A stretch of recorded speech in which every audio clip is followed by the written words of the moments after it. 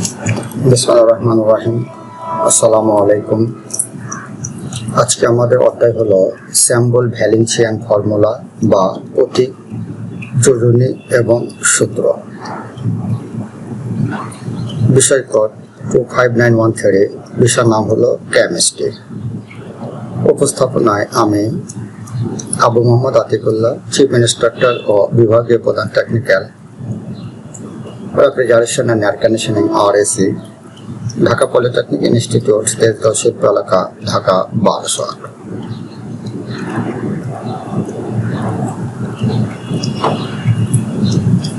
দ্বিতীয় অধ্যায় থেকে আমরা যেগুলো জানবো সেগুলো হচ্ছে define sample valency and formula. 2.2 discuss the variations of valency. 2.3 describe active and inactive valency. এবং 2.4 থেকে আমরা যেটা জানবো ডিসক্রাইব রাডিকালস। এই চারটে অংশ জানবো আমরা দ্বিতীয় অধ্যায় হতে। এই সেশন শেষে বা অধ্যায় পাঠ শেষে আমরা যা শিখবো সেগুলো হলো প্রতীক, যোজ্যতা এবং সূত্রের সংজ্ঞা, ভ্যালেন্সির বিভিন্নতা, সক্রিয় এবং সুপ্ত যোজ্যতার বর্ণনা এবং র্যাডিক্যালের বর্ণনা। প্রতীক, ভ্যালেন্সি এবং সূত্র হলো রসায়নের মৌলিক ধারণা, যেখানে প্রতীক একটি মৌলের সংক্ষিপ্ত রূপ, যেমন হাইড্রোজেন বা অক্সিজেন, হাইড্রোজেনের H, অক্সিজেনের O।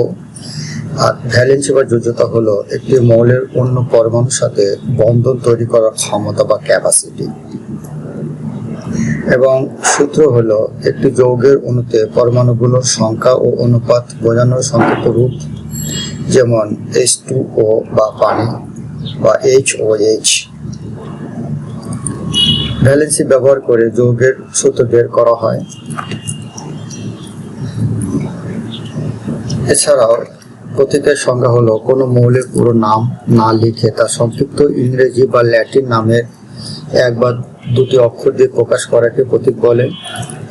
যেমন হাইড্রোজেনের প্রতীক হলো H, অক্সিজেনের O, ক্যালসিয়ামের C ইত্যাদি।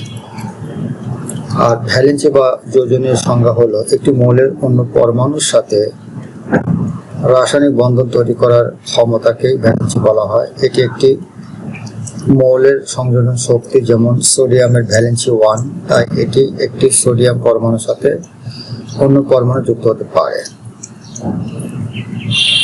আর সূত্র বা কেমিক্যাল ফর্মুলা হলো একটি রাসায়নিক সূত্র হলো একটি সংক্ষিপ্ত রূপ যা একটি অণুতে উপস্থিতি প্রতিটি উপাদানের পরমাণু সংখ্যা বা অণুতে অনুপাত দেখায়। যেমন পানির H2O সূত্রে দুটি হাইড্রোজেন H পরমাণু এবং একটি অক্সিজেন O পরমাণু থাকে। স্যাম্বল যেমন পটাশিয়ামকে অক্সিজেনের O। আর ভ্যালেন্সি পটাশিয়ামের যোজ্যতা হচ্ছে 1, অক্সিজেনের 2। আর ফর্মুলা লেখার সময় আমরা লিখব K2O, মানে অক্সিজেনের 2 আসবে K এর সাথে আর K এর 1 যাবে হচ্ছে অক্সিজেনের সাথে।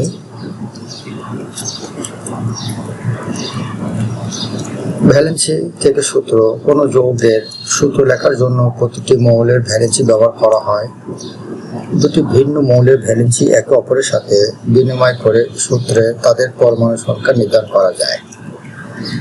যেমন সোডিয়াম Na এবং ক্লোরিন Cl উভয়ই ভ্যালেন্সির 1 বা উভয়ের যোজ্যতা হচ্ছে 1, তাই তারা যুক্ত হয়ে সোডিয়াম ক্লোরাইড বা NaCl গঠন করে। এছাড়াও প্রতীক, যোজ্যতা এবং সূত্রের সংজ্ঞা অন্যভাবে দেওয়া যেতে পারে।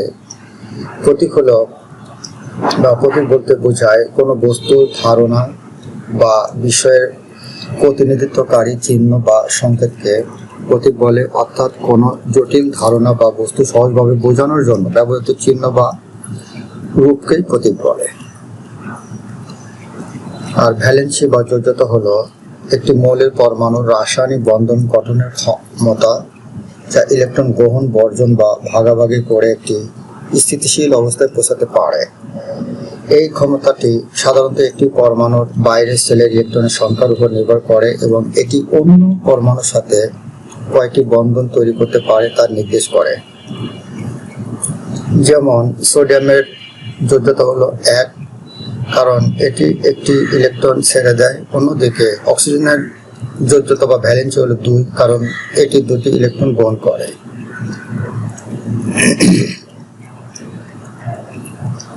ভ্যালেন্সি বা যোজ্যতার ধারণা, দ্য কনসেপ্ট অফ ভ্যালেন্সি। রাসায়নিক বন্ধন, ভ্যালেন্সি বলতে বোঝায় একটি পরমাণু অন্য পরমাণুর সাথে বন্ধন তৈরি করতে যে সংখ্যক ইলেকট্রন হারায়, গ্রহণ করে বা ভাগাভাগি করে। আর স্থিতিশীল অবস্থা, পরমাণুগুলো তাদের বাইরের শক্তি স্তরে 1s2 বা দুটি একটি মাত্র স্তর থাকে অথবা 4টে অক্টেট ইলেকট্রন অর্জন করে, স্থিতিশীলতা লাভ করে। ইলেকট্রন সংখ্যা, ভ্যালেন্সি মূলত বাইরের সেলের ইলেকট্রন সংখ্যার উপর নির্ভর করে।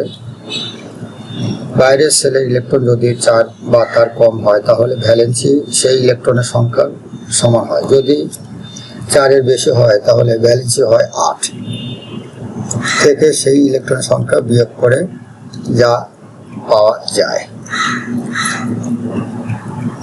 এক্সাম্পল অফ ভ্যালেন্সি বা যোজ্যতার উদাহরণ হলো অক্সিজেন।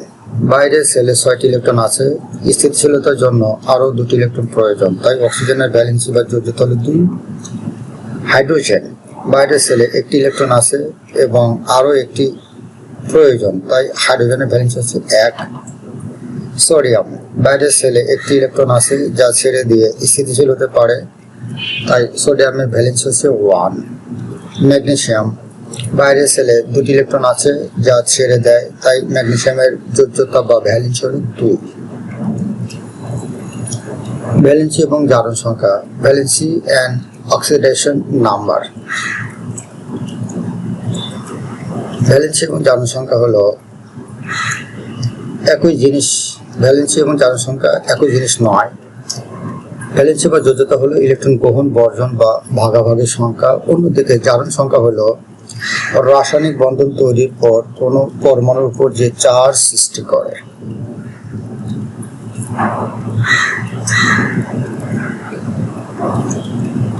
রসায়নের একটি আণবিক সূত্র উপাদান, প্রতীক এবং সাবস্ক্রিপ্ট ব্যবহার করে একটি অণুতে পরমাণুর সঠিক সংখ্যা এবং প্রকার দেখায়। যেমন গ্লুকোজের আণবিক সূত্র হলো C6H12O6।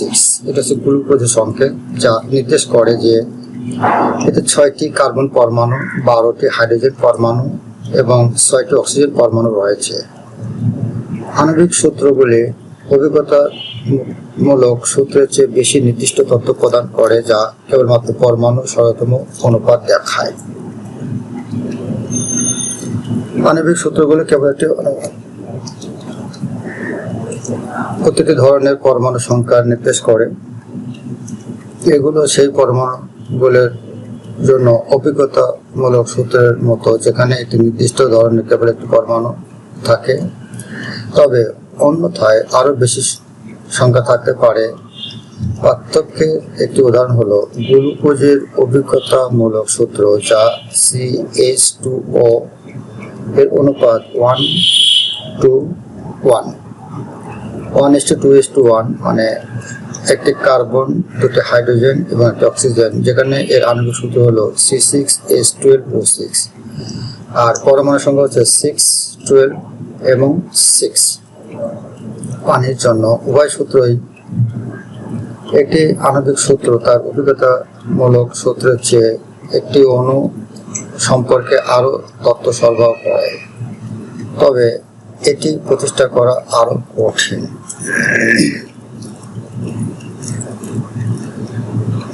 ভ্যালেন্সি হলো রাসায়নিক বন্ধন গঠনের সময় একটি পরমাণু অন্য পরমাণুর সাথে মিলিত হওয়ার ক্ষমতা।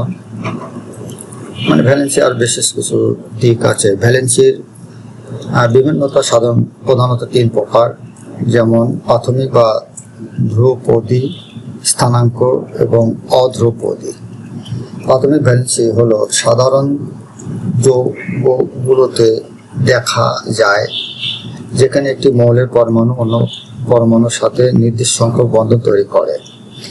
আর স্থানাঙ্ক ভ্যালেন্সি হলো জটিল যৌগগুলোতে দেখা যায় যা কোঅর্ডিনেট বন্ডের মাধ্যমে গঠিত হয়।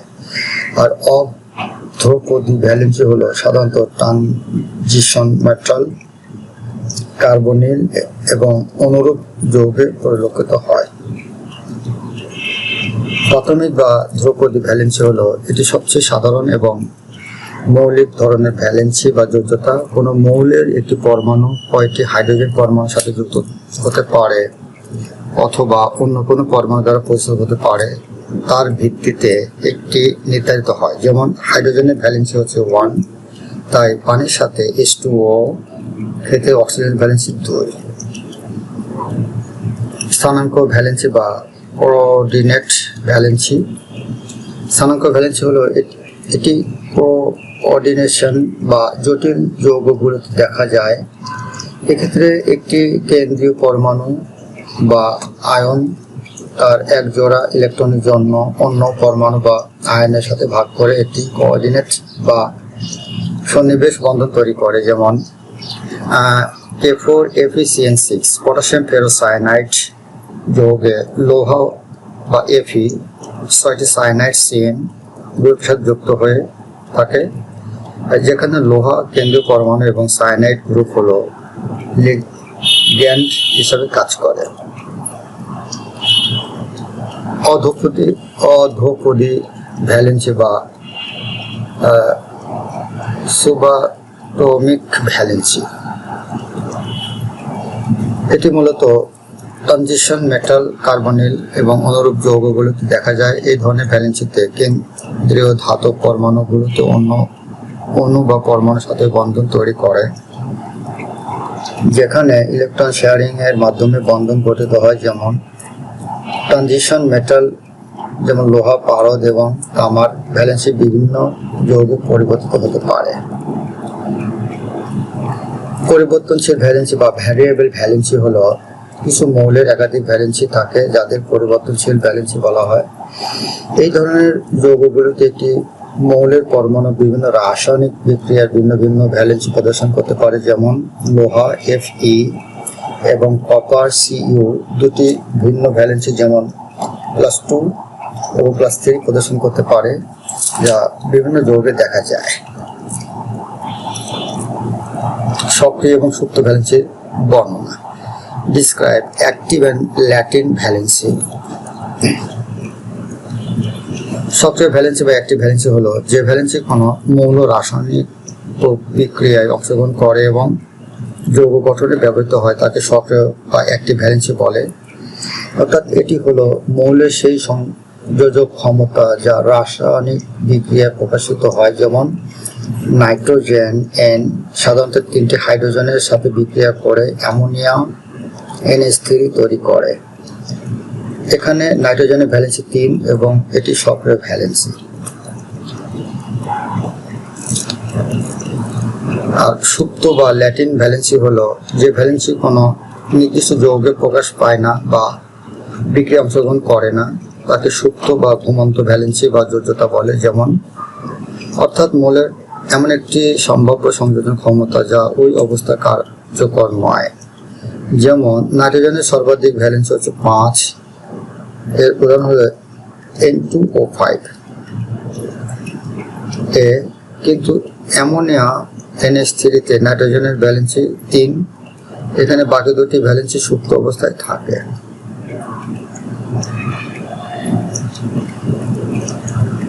সক্রিয় ভ্যালেন্সি এবং সুপ্ত ভ্যালেন্সির মধ্যে কিছু ডিফারেন্স আমরা দেখি। সংজ্ঞা: বিক্রিয়া অংশগ্রহণকারী ভ্যালেন্সি, আর সুপ্ত হচ্ছে বিক্রিয়া অংশগ্রহণ না নেওয়া ভ্যালেন্সি। অবস্থা প্রকাশিত হয়, এটা গোপন থাকে। আর এক্সাম্পল হলো অ্যামোনিয়া এ নাইট্রোজেন ভ্যালেন্সি 3, N2O3 বা N2O5, trioxide nitrogen trioxide, nitrogen pentoxide এ নাইট্রোজেনের অতিরিক্ত ভ্যালেন্স হচ্ছে সমান সুপ্ত। এছাড়াও অ্যাক্টিভ এবং ল্যাটিন যোজ্যতার মধ্যে পার্থক্য: অ্যাক্টিভ ভ্যালেন্সি হলো যে ভ্যালেন্সি সরাসরি রাসায়নিক বন্ধনে অংশগ্রহণ করে তাকে সক্রিয় বা অ্যাক্টিভ ভ্যালেন্সি বলে। এটি যৌগ গঠনের সময় দৃশ্যমান থাকে, সহজে প্রতিক্রিয়ায় অংশ নেয় বা বিক্রিয়ায় অংশ নেয়। যেমন সোডিয়াম ক্লোরাইড, সোডিয়াম এবং এর একটি ভ্যালেন্সি সক্রিয়ভাবে ক্লোরিনের সাথে যুক্ত হয়। আর ল্যাটিন ভ্যালেন্সি হলো যে ভ্যালেন্সি উপস্থিত থাকলেও সরাসরি বন্ধনে অংশ নেয় না, তাকে সুপ্ত ভ্যালেন্সি বলে। এটি লোকায়িত থাকে এবং সবসময় প্রকাশ পায় না। নির্দিষ্ট অবস্থায় বা বিশেষ যৌগে এটি কার্যকর হতে পারে। যেমন কিছু জটিল যৌগে ধাতব আয়নের অতিরিক্ত ভ্যালেন্সি সুপ্ত অবস্থায় থাকতে পারে। এছাড়াও ল্যাটিন এবং সক্রিয়ের মধ্যে কিছু ডিফারেন্স বিষয়। সক্রিয় ভ্যালেন্সি, সুপ্ত ভ্যালেন্সি অংশগ্রহণ, সরাসরি বন্ধনে অংশ নেয়, সাধারণত অংশ নেয় না। আর দৃশ্যমান দেখা যায়, এটা লোকায়িত থাকে। প্রতিক্রিয়াশীল বেশি, এটা প্রতিক্রিয়াশীল কম। আর ভূমিকা, যৌগ গঠনে প্রধান ভূমিকা পালন করে, বিশেষ ক্ষেত্রে প্রকাশ পায়। আর র্যাডিক্যাল হলো ডিসক্রিট র্যাডিক্যালস, যে পরমাণু বা পরমাণু গুচ্ছ কোনো যৌগে এককভাবে অবস্থান করতে পারে না, কিন্তু রাসায়নিক বিক্রিয়ায় একক পদার্থের মতো আচরণ করে এবং নিজস্ব এক বা একাধিক ভ্যালেন্সি বা সংযোজন ক্ষমতা বহন করে, তাকে র্যাডিক্যাল বলে। র্যাডিক্যাল এছাড়াও র্যাডিক্যাল হলো একটি রাসায়নিক সত্তা যা এক বা একাধিক বিজোড় ইলেকট্রন বহন করে এবং স্বাধীনভাবে বিচরণ করে। একে মুক্ত র্যাডিক্যালও বলা হয়, কারণ এটি অত্যন্ত সক্রিয় এবং অন্যান্য পরমাণু বা অণুর সাথে বিক্রিয়া করে। এটি তাপ, আলো বা রাসায়নিক বিক্রিয়ার মাধ্যমে তৈরি হতে পারে।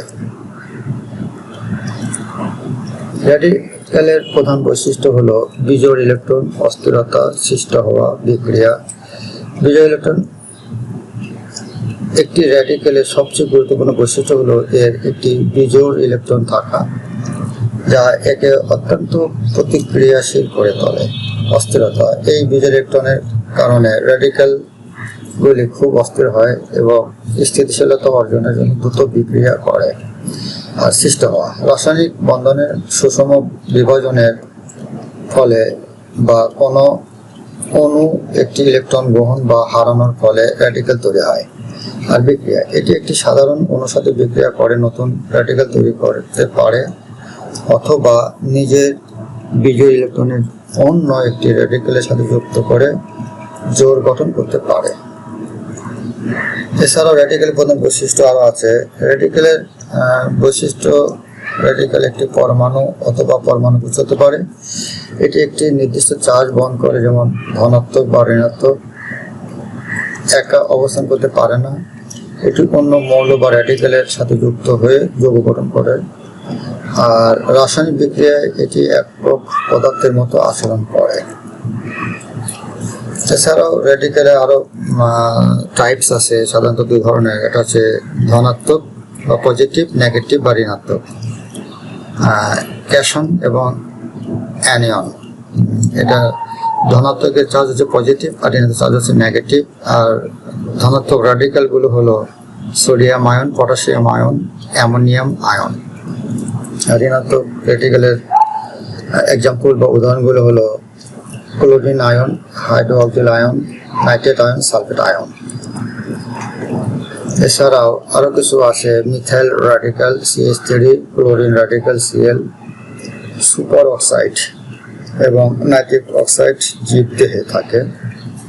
আর র্যাডিক্যাল সাধারণত একটা এক্সাম্পল বোঝানো হয়েছে রাজনৈতিক প্রেক্ষাপট। র্যাডিক্যাল শব্দটি রাজনৈতিক ক্ষেত্রে এমন ব্যক্তিকে বোঝাতে ব্যবহৃত হয় যিনি আমূল বা মৌলিক পরিবর্তন চান। এটি সাধারণত রাজনৈতিক বা সামাজিক ব্যবস্থার শিকড় বা মূল পরিবর্তনকে বোঝায়।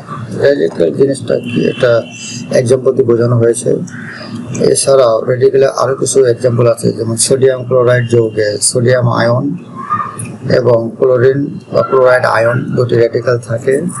সোডিয়াম হাইড্রোক্সাইড সোডিয়াম আয়ন হলো ধনাত্মক র্যাডিক্যাল এবং হাইড্রোক্সিল হলো ঋণাত্মক র্যাডিক্যাল। আমরা ধনাত্মক ঋণাত্মক দুটি আমরা দেখছি।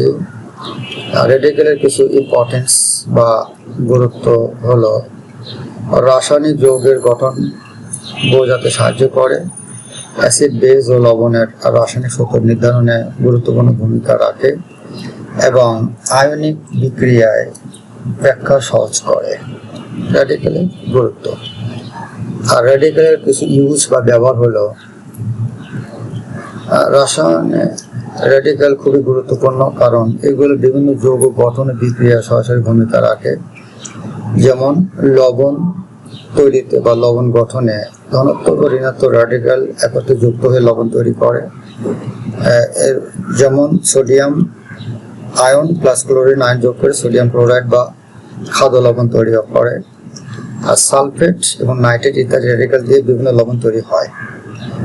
দ্বিতীয়ত অ্যাসিড ও ক্ষার বা অ্যাসিড বেজ গঠনে অ্যাসিডে সাধারণত ঋণাত্মক রেডিকেল থাকে, যেমন সালফেট এবং নাইট্রেট। ক্ষারের ধনাত্মক রেডিকেল হাইড্রোক্সাইড থাকে, যেমন সোডিয়াম হাইড্রোক্সাইড। রাসায়নিক বিক্রিয়া অংশগ্রহণে রেডিকেল অনেক বিক্রিয়ায় একক ইউনিট হিসাবে কাজ করে, যেমন দ্বিস্থাপন ডাবল ডিসপ্লেসমেন্ট বিক্রিয়া রেডিকেল অদল বদল হয়। আর সার বা ফার্টিলাইজার উৎপাদনে নাইট্রেট অ্যামোনিয়াম রেডিকেল উদ্ভিদের জন্য গুরুত্বপূর্ণ, ইউরিয়া অ্যামোনিয়াম সালফেট ইত্যাদিতে ব্যবহৃত হয়। এছাড়াও পানি বিশুদ্ধকরণে কিছু রেডিকেল যেমন ক্লোরিন সম্পর্কিত যৌগ জীবাণু ধ্বংসে সাহায্য করে। আর শিল্পক্ষেত্রে ব্যবহার, রং, ঔষধ, বিস্ফোরক ও বিভিন্ন রাসায়নিক দ্রব্য তৈরিতে রেডিকেল ব্যবহৃত হয়। এছাড়াও সংক্ষেপে বলা হয় রেডিকেল হলো রাসায়নিক যৌগের বিল্ডিং ব্লক এর মতো, যা দিয়ে বিভিন্ন ধরনের লবণ, অ্যাসিড, ক্ষার ও শিল্পজাত পণ্য তৈরি হয়। মানে রেডিকেল হচ্ছে একটা বিল্ডিং ব্লক এর মতো, এটা দিয়ে অনেক কিছু লবণ, অ্যাসিড, ক্ষার এগুলো তৈরি করা হয়। আর এই বিষয় সম্পর্কে যদি কোনো প্রশ্ন থাকে তাহলে ইমেল করুন। ইমেল অ্যাড্রেস হলো। পরিশেষে ধন্যবাদ সবাইকে। Thank you for all. ধন্যবাদ।